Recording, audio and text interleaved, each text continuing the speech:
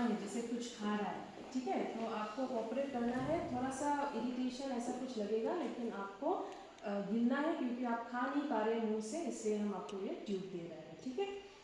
Then after explaining the procedure to the patient, then I will raise the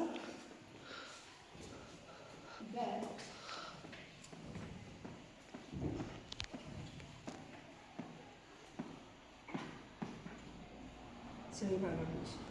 High-fivers position and comatose patient we can do semi-fivers.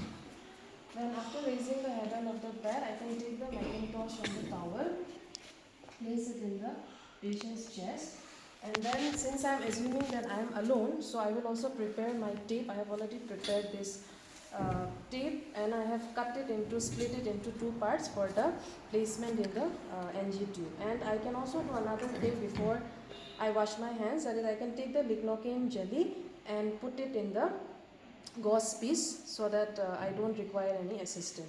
So I will do that. I'll keep this ready. I can also take out the NG tube from the sterile packet. Usually NG tube will come with another lining of plastic, so that is why it is still sterile. So I can just open one part of the NG tube and keep it ready so that I can touch directly with my sterile hands. Then I can also, if I am using sterile gloves, I can also remove the glove packet and keep it ready so that I can touch directly.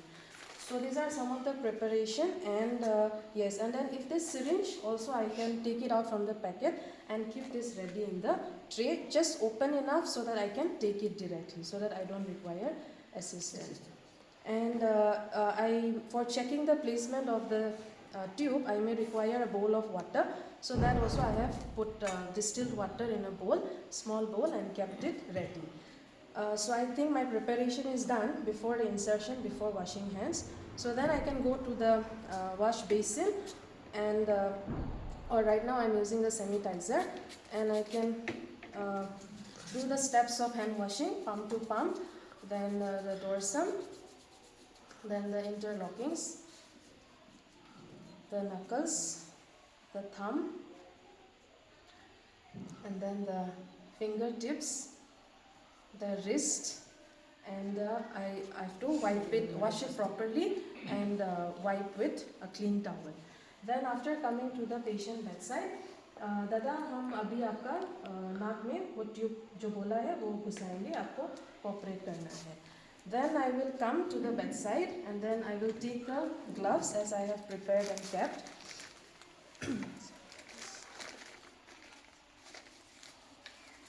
For the gloves is for selecting the Ryle's tube, we can also assume that by looking at the size of the patient, because there are different sizes of Ryle's tube, like from 8 to 12 French are available. So I have selected the size and kept it ready. After I have put on the gloves, I will take the Ryle's tube. I will roll one end in my hand. This is the 8 size. The measurement is another important thing that we need to remind ourselves. That is, we have to measure from the tip of the nose to the tip of the earlobe, and from the tip of the earlobe to the xiphoid process of the sternum. So this is practice nowadays? Yes, ma'am. But nowadays what happens is we have advanced Ryle's tube where already the markings are there. So we need not require, but yeah, for exam purpose and all, we need to know how to measure the Ryle's tube. So I assume that it is still here, 50 centimeter after I have measured.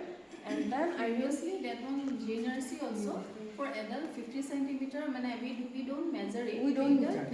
If 50 centimeter we are inserting it. Okay. Then that practice measurement is removed for some purposes. I forgot exactly. Maybe like for sterility purpose or something. yes, that like is space which I have put the lignocaine jelly to lubricate the tube, and I will lubricate it. Then I will go to the patient bedside, and I will try to slowly insert the NG tube, preferably through the left nostril. So why left nostril? Because anatomically it is anatomically it is known that the left nostril is in alignment with the esophagus. So for that purpose I will use the left nostril, and हम अभी घुसा रहा है, आप धीरे धीरे इसको गिरने का कोशिश कीजिए. And while I do that, there is another method, that is I can give sips of water also, so that the patient will feel like swallowing it. But You in don't practice, need we don't extension usually of do the it. head and all. Then while I have reached the certain point, I can tell the patient, or I can let the patient to bend the head a little bit towards the chest for easy insertion. Then it is going, and I am not feeling any resistance now. But in case of a real patient, if we find any kind of resistance, or if we feel like the patient is coughing or gasping, we have to immediately remove the tube. And otherwise we can follow up. ठीक लग रहा है ना, कुछ problem नहीं है, ठीक है.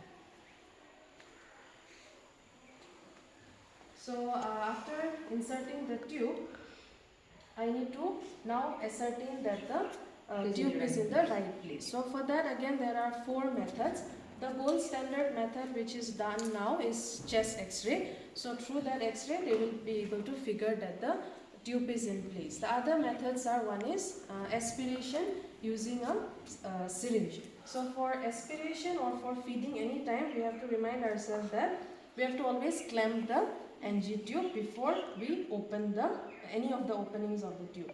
So then I will insert this and I will aspirate and extract gastric contents, which will be kind of greenish in color. So then I have seen that it is coming, and it is in stomach. So I have ascertained that it is in stomach. So I will remove this. If again, another thing to remember is, if too much of gastric contents come at a force or something like that, we have to inform to the physician also. It might be for some other reasons again. So we will do that, and then the gastric content is thrown. The other method is, we can ask the patient, if the patient is a conscious patient, to speak. If the patient is able to speak, which means that it is in stomach, because if it has gone to the respiratory tract, he will not be able to speak.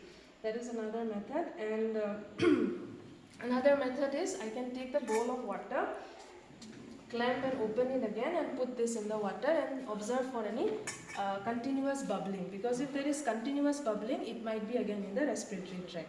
Light bubbling little bit, that is normal in the stomach. And another latest finding is that when we were students, we learned that we have to check taking in a syringe air of around 10 ml, and then clamp and open it, and then take the stethoscope and listen for the sound. But that practice has been actually removed now. It is stopped now. Why? Because it is found out that the sound, the whoosh sound, can be from the respiratory tract, from the pleural cavity also.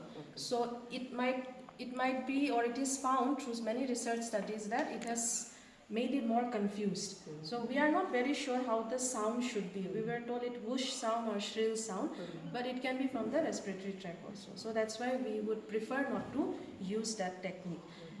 Even if in many hospitals it might still be using, but It should not be done. Yes, These ma'am. 3 methods we were doing that time. Yes, that was actually the first method we were taught, but now I have found out that they have totally removed that method of checking with the air. So that is the method, and then now I have ensured that it is in the right place in the stomach, and I need to now secure the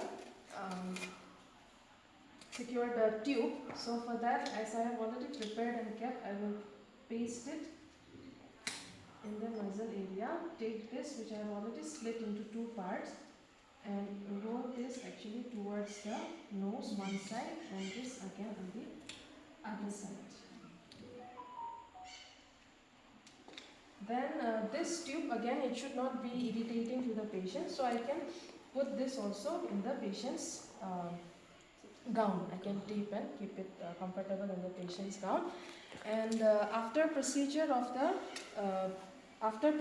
care is, I need to remove the Macintosh. I need to ensure that all the articles are replaced in the right places and the patient is comfortable. Another thing is, after insertion, if the purpose was for feeding, and if I proceed for feeding, after feeding we have to remember that the patient has to stay upright for at least 30 to 60 minutes to prevent from aspiration. So that is there, and if there is any questions or anything with this procedure. Depends on the hospital protocol. Most of the time they keep it for 7 days at least. And if if most of the time if it is for post-operative reason, then they remove it usually after like 2 or 3 days. So if not, if the patient is in ICU setup and all that, 7 days at least, after that we better change it to prevent from infection. If it is for lavage, then